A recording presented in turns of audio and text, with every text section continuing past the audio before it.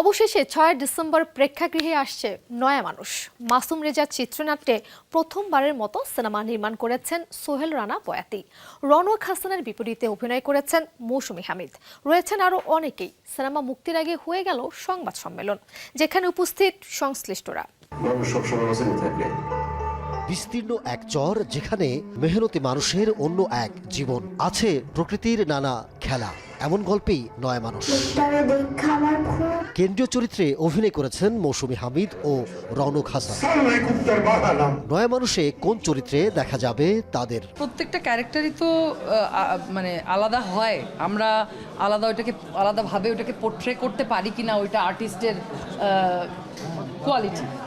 তো আমি চেষ্টা করেছি, আমি সবসময়ই একটু চ্যালেঞ্জিং চরিত্রে কাজ করতে বেশি পছন্দ করি। আপনারা জানেন আমার ক্যারিয়ারের শুরু থেকেই এখানেও এরকম একটা চরিত্র প্লে করার চেষ্টা করেছি।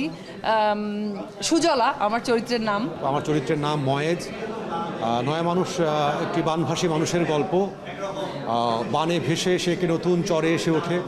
সেই চরে তার বসতি স্থাপন, তার জীবন, তার সংগ্রাম, তার প্রেম, সমস্ত কিছু মিলিয়ে আসলে নয়া মানুষ গল্পটির।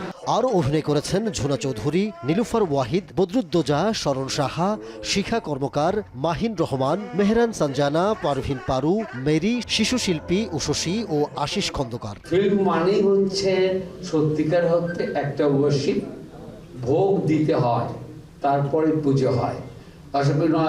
মানুষ একটা সার্থকপূর্ণ জায়গায় যাবে। হাসানুজ্জামানের বেদনার বালুচরে গল্প অবলম্বনে মাসুম রেজার চিত্রনাট্যে প্রথমবারের মতো সিনেমা পরিচালনায় নাম লিখিয়েছেন সোহেল রানা বয়াতি। আমরা যে অসাম্প্রদায়িক বাংলাদেশের স্বপ্ন দেখি, যে অসাম্প্রদায়িক বাংলাদেশ দীর্ঘদিন যাবৎ আমরা লালন করি, সেই জায়গার একটা সিনেমা নয়া মানুষ। এবং আমি আশা করি এই সিনেমা মানুষের মনে দাগ কাটবে এবং এই সিনেমা থেকে মানুষ অনেক বেশি ইন্সপায়ার্ড হবে নয়া মানুষ হওয়ার জন্য। 2022 সালের অক্টোবরে কমল চন্দ্র দাসের ক্যামেরায় শুরু হয় দৃশ্য ধারণ। ঘূর্ণিঝড় চিত্রাঙ্গের তাণ্ডবে ধস নামে শুটিং সেটে। পরে গত বছরের এপ্রিল মাসে আবার শুটিংয়ে নামে টিম। নানা চড়াই উতরাই পেরিয়ে শেষ হয় চলতি বছরের শুরুতে। অবশেষে 6 ডিসেম্বর আলোর মুখ দেখছে সোহেল রানা বয়াতির প্রথম নির্মাণ যুদ্ধ নয়া মানুষ। সংবাদ সম্মেলনের শেষে নয়া মানুষ হাজির ভিন্ন রূপে। মুক্তির পর থাকুক এই উন্মাদনা।